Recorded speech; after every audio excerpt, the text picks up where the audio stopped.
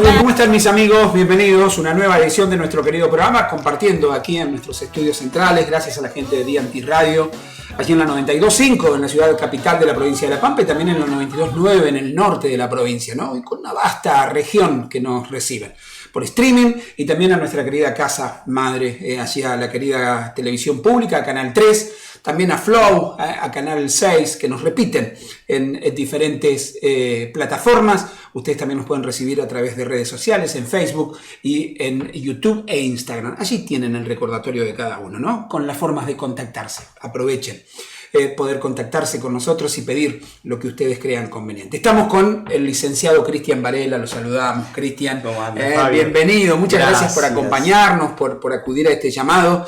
Estamos en una fecha muy especial, se celebra a nivel mundial, aunque ahora se la quiere cambiar, según escuché allí de parte de la autoridad máxima de la Iglesia Católica, quien se atribuye la potestad de poder cambiarlo. Quieren cambiar esta fecha que es tan significativa, tan cercana a los afectos de los que creemos en Jesús, y es precisamente la Pascua, ¿no? ¿Y qué es la Pascua? Conocer un poquito. Usted es licenciado en teología, magíster en teología. Así es, así es. Cuénteme un poquitito de eso. Universidad Adventista del Plata. Allí hice la licenciatura en teología, hice la maestría y ahora, gracias a Dios, estoy haciendo el doctorado. ¡Apa! Se la pasa estudiando. Con énfasis en teología sistemática, Qué increíble. Que es una de las áreas de la teología que se encarga de las cuestiones doctrinales de la fe cristiana. Mirá vos. Bueno, entonces nadie mejor que usted a la luz del entendimiento que tiene de la palabra, de la Biblia. ¿La Biblia es la misma para todos? Así es, sí. Porque hay algunos que dicen que cambias. Puede cambiar el vocabulario, las palabras, y tal vez en algunas Biblias, sobre todo católicas, tienen lo que se llaman los libros apócrifos. Entonces son 7 libros más que no tienen la versión protestante, ¿no? Bien. Pero principalmente es la misma. No puede leer. Esos son los famosos libros deuterocanónicos, ¿no? Así que están es. Fuera del canon bíblico. Así es. Bueno, bajo la base de una misma Biblia y donde se cimientan la gran mayoría de las religiones del mundo. ¿Cuántas religiones que hay?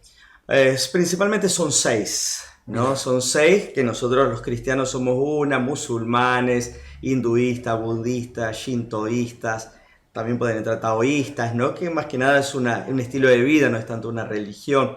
Pero principalmente son esas, ¿no? Bueno, y la Pascua, ¿la celebran? ¿Quiénes la celebran a la Pascua? La Pascua la celebran principalmente los judíos. Ajá. Y los cristianos.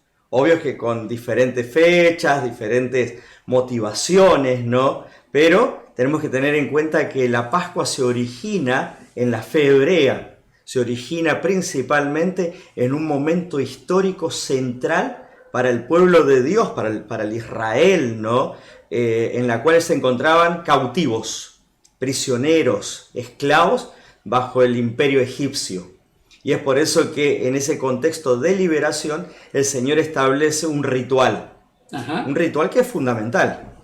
Y con relación al tema de la Pascua, es un símbolo, ¿no? Hay tantos símbolos en la Biblia y es un símbolo, ¿no? Pero es un símbolo que trasciende fronteras, porque muchos dicen que la Pascua comienza en el Éxodo, comienza allí en el Antiguo Testamento, pero se hace visible en el Nuevo Testamento, ¿no? Así es. Bueno, quiero que me cuente un poquito de todo Tenemos eso. que tener en cuenta que en la Biblia, como bien decís Fabio, hay símbolos. En teología esto se llama tipología. Ajá. La tipología es justamente una persona, un evento o una institución que representa, ¿no? Que representa a algo mayor.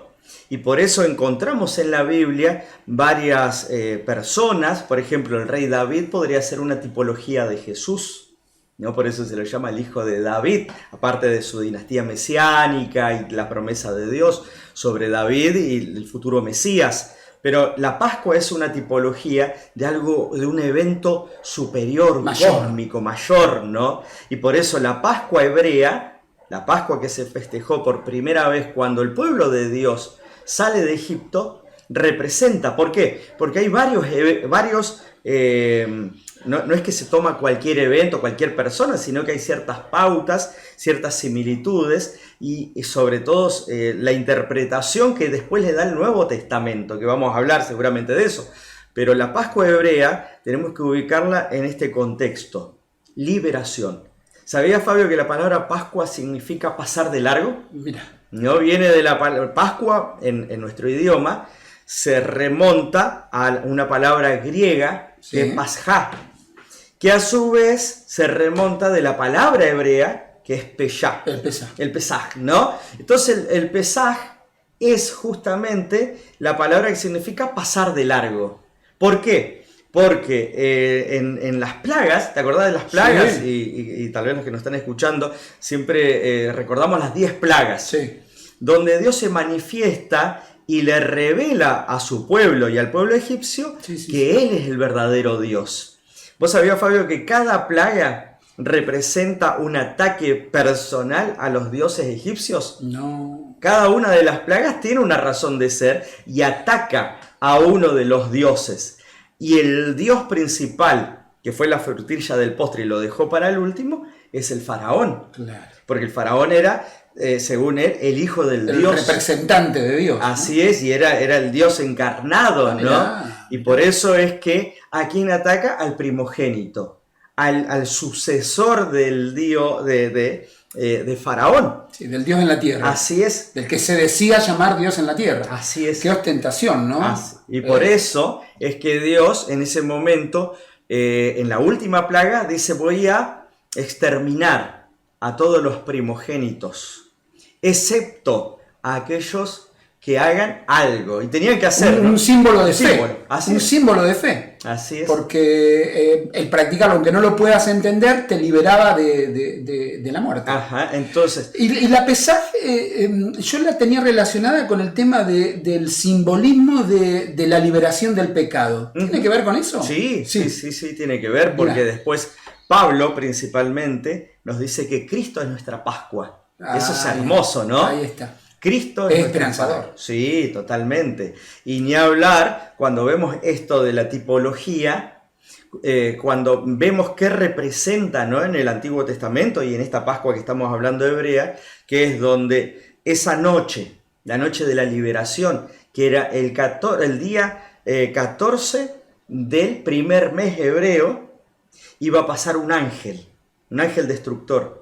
Iba a eliminar a todos los hijos primogénitos. Y como te decía, excepto a los que con fe, como bien dijiste, pinten, ¿no?, en el dintel de su puerta de la casa con sangre de un cordero sin defecto, de un cordero de un año. Qué macabro. Hay mucha gente que dice, qué macabro eso, ¿cómo Dios puede estar en eso? Y sin embargo tiene que ver con porque muchas veces estas charlas las hemos discutido en mesas, hemos charlado con personas que no logran entender esto y que yo tampoco en algún momento lo lograba entender, de cómo un Dios tan bueno, tan perfecto como es el Dios creador de todas las cosas, tenga en su mente mostrarnos eso, ¿no? Pero tiene que ver con sacudirnos del letargo en donde vivimos y darnos cuenta de lo terrible que es el pecado. Así es, y que tuvo que haber un sustituto. Y ahí viene la tipología, porque ¿quién moría en lugar del primogénito que esté dentro de esa casa? Un cordero inocente. Inocente. Así es. El que no tenía culpa. Así es. Y ese símbolo, una imagen vale más que 1000 palabras, ¿no? Se utiliza mucho. Una imagen es un símbolo poderoso del que había de venir en el futuro, en el tiempo, que es el Dios que se hace hombre y pasa por manos de hombres. Así es, por eso Juan el Bautista, cuando llega para ser bautizado Jesús, lo primero que dice: he aquí el Cordero de Dios que quita el pecado del mundo. Así es. Entonces ya vemos acá lo que hablábamos, la tipología. Juan el Bautista ya entendió que Jesús había venido con una misión, y la misión era dar su vida como aquel Cordero inocente que moría en favor del primogénito, y que la familia, con fe, para proteger a su hijo, pintó. Y entonces, ¿qué pasaba? Allí pasaba el ángel destructor, y cuando veía la sangre, era el símbolo de la fe. El símbolo de la fe pasaba de largo. Entonces, ¿qué palabra se usa ahí? Pesaj. Pasaba de largo. Pasar de largo. Y hoy eso nos da esperanza. Así es. porque Cristo, que es nuestra Pascua, y que Cristo, según los evangelios, muere en una Pascua, ¿no? Entonces, Él ahora representa realmente la verdadera Pascua. Ese símbolo se cumple en el tiempo. Así es. Bueno, un hecho tan importante en la historia del hombre que ha vivido un antes y un después en la historia de la humanidad. Totalmente. Eso es increíble. Así es. No hay otro evento mundial que reemplace ese momento, ¿no? El del Dios que se hace hombre y muere por los hombres, resucitando luego, es decir, ganándole a la muerte. Y esa es la esperanza de vida el que pase de largo la muerte, ¿no? Así es, Qué por eso Qué bueno, conocemos, ¿no?, la imagen de la última cena, ¿no? La cena del Señor, pintada por Da Vinci. ¿Cuántos símbolos hay, ¿no? En esa cena del Señor. Así es. La Pascua. Bueno, estamos hablando un poquito de esto. La Pascua, y vamos a hablar de los símbolos que hay en la Pascua en el próximo bloque, licenciado. Pero quería comentarle algo que tiene que ver con la comunicación. Que a mí me gusta mucho la comunicación, bueno, usted también es un hombre de comunicación. Qué increíble, ¿no? Porque Dios es un Dios comunicador. Y cómo se las ingenió, porque lo principal que hizo el pecado es cortar la comunicación entre Dios y el hombre. Y cómo se la ingenió en esto de el Dios Todopoderoso, sin violentar el libre albedrío, de seguir comunicándose con los hombres, y en especial con la palabra, con el escrito está. Por eso le preguntaba si es la misma Biblia para todos. Usted me decía que sí, puede cambiar allí el tema de algunas palabras, pero significan lo mismo. ¿Cómo se las arregló para llegar a nosotros e impresionarnos? Y no es la única manera. La otra manera muy importante que tiene Dios para comunicarse es a través de la creación. Lo usa usted, me usa a mí, usa este medio de comunicación. Qué importante, ¿no? Me acuerdo de Romanos 1:18, cuando dice que revela allí el sentimiento que tiene Dios hacia el pecado, y dice: la ira de Dios se revela desde el cielo contra toda impiedad e injusticia de los hombres, que con su verdad, cada uno de nosotros tiene su propia verdad, detienen la verdad de Dios, pero lo que es de Dios le fue manifiesto. Él mismo se los manifestó a través de las cosas creadas. Qué maravilla, ¿no? Entonces, con ese pensamiento nos vamos a una pausa y enseguida estamos con el licenciado Cristian Varela repasando lo que es la verdadera Pascua, los símbolos poderosos que hay en él y la verdadera Pascua cumpliéndose en el tiempo y los ritos que hay allí en esa, ¿no? Me acuerdo bueno, decía recién, ¿no? De la última cena, del lavamiento de los pies, así que vamos a hablar un poquito de eso, Sí. Ya volvemos, Hit the road, Jack.